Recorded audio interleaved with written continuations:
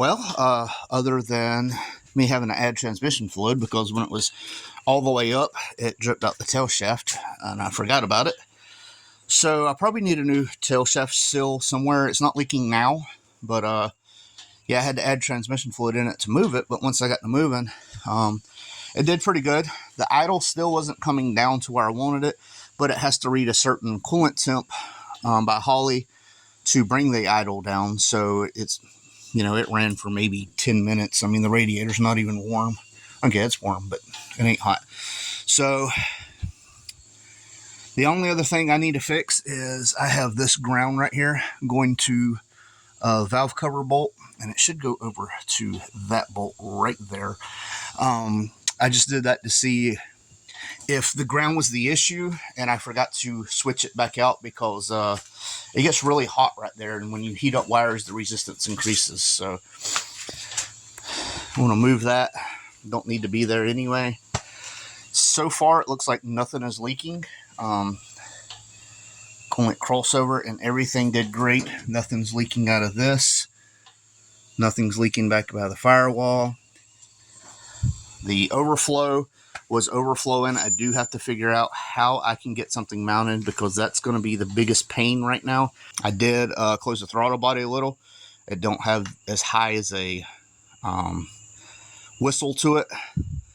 But the cam didn't really chop this video because the way the idle was. So, but once that idle drops down, it's got a pretty nasty chop to it. I'm happy with it. But yeah, I initially came out because I thought I tightened them unions down there, and I thought it was leaking from there. But I think is what it was just this was leaking and running down over there, and then the coolant overflow. So with the two combined, it was making a big puddle on this side. The puddle's not there now, so it obviously wasn't that oily. The big thing is the car moves under its own power. I got it turned around. I didn't get on it or anything. I'm just in my yard turning around. But I'm mainly turning around because we're supposed to have bad weather coming again. And I wanted to make sure that I could work on this part and not have water dripping down my back like previously. So, like I said, it's not a lot left to do. I'm getting excited. The brakes was a little suspect. They're really soft.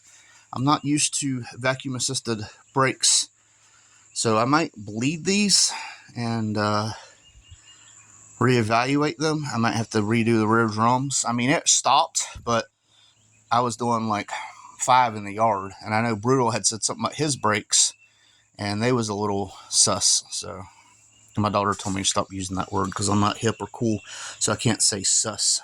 So the brakes are a little suspect. How about that? Alright, so I got the overflow mounted. There's just the L bracket that comes off here, and then there's a slot, let's see, right there. It's like this for the fin tab to go, but it's squared inside, so I put a nut in there and just screwed that in so it's tight. Then I ran the overflow tube to the bottom, and how this works is if you look in there, it'll fill up in that hole, and then when it gets too high, it'll overflow right there onto the ground. So it should be somewhere around here normally. If it gets higher, it'll overflow, and that's the whole purpose of it. So put the lid on it, and yeah, it can actually pull from here too. So alright, I know y'all probably won't be able to tell, but I did clean up a lot of the wiring here. I had to get a new starter solenoid. I don't know how well y'all can see how new that is, but let me show you why. So this is the unit that came off of it, and as you can see, it is missing some threads, and the whole terminal is bent. That one's rusty, this one's corroded. So I just went with a whole new terminal, replaced some terminal ends, I combined some wires, and tidied everything up. So where there was a lot more spaghetti is now a lot more cleaned up.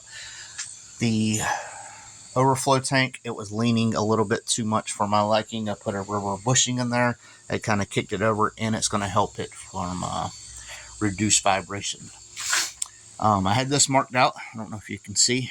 I'm going to make a hood prop for Mustangs at Daytona show, where I can put something here and there for like under construction. I think I've talked about that before, but everything else is pretty well underway. But I got the front clip off because I have something to do in this area up here thanks to LMR, and I don't know if I'm just going to replace that.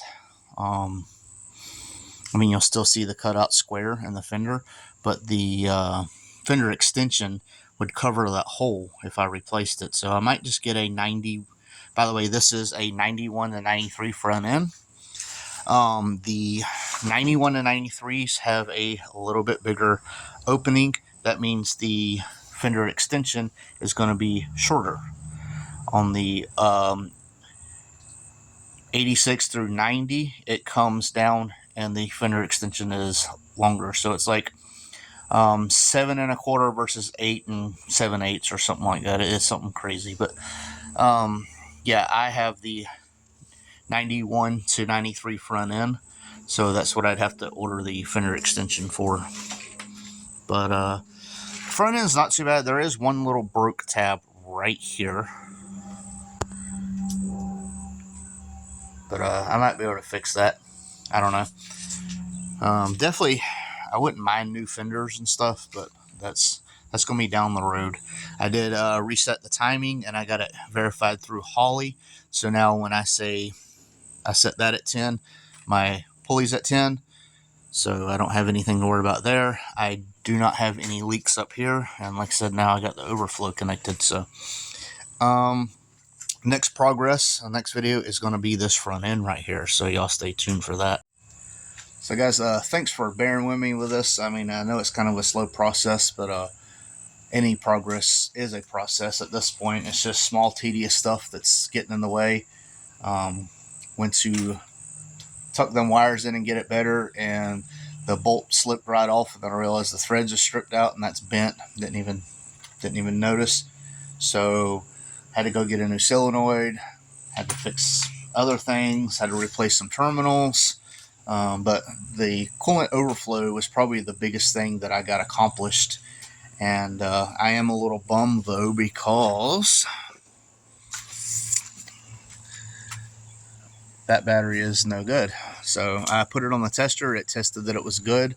So my brother-in-law said, sure, throw it in your car. I threw it in my car and it would not start it. Apparently it's got a dead cell, which will say that it's good, but it does not put out the juice to start. Still got the K-member I need to figure out paint for and things like that. I do have an idea. Let me show y'all real quick. So nothing on my car is blue really, and I wanted to do Ford blue on this and I couldn't find it, but I did find this sail blue, which I kind of like. It's kind of close to Ford blue. So I might strip this down and hit it with a sail blue and see how much I like it.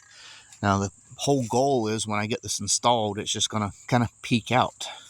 Another thing I brought up or thought of is with this open front end, you can see the back side of the fenders. I thought about doing something back there, like a flag or something like that. Maybe checkered flag, maybe American flag, maybe skulls or something. Just something back there to kind of be something that kind of peeks out that you see. I do want to repaint the intake manifold and the valve covers. Again, that's way down the road. I'm not too worried about it. But the car is running and driving. Transmission shifting the way it should as far as pepping around. I'd still have to get the headlights fixed for the right plug. But all in all, not too shabby. So again, guys, if you like the progress, please like, comment, subscribe, and as usual, thank y'all for watching, and stay tuned for some LMR content next. I won't turn around, I done made it this far. Look back now, that wouldn't be too smart. Shoot for the stars even when it gets hard. Put my faith in the Lord with the 16 bars. I won't turn around, I done made it this far. Look back now, that wouldn't be too smart. Shoot for the stars even when it gets hard. Put my faith in the Lord with the 16 bars. I won't turn around, I won't turn around. No matter how far I go, I'll never come back.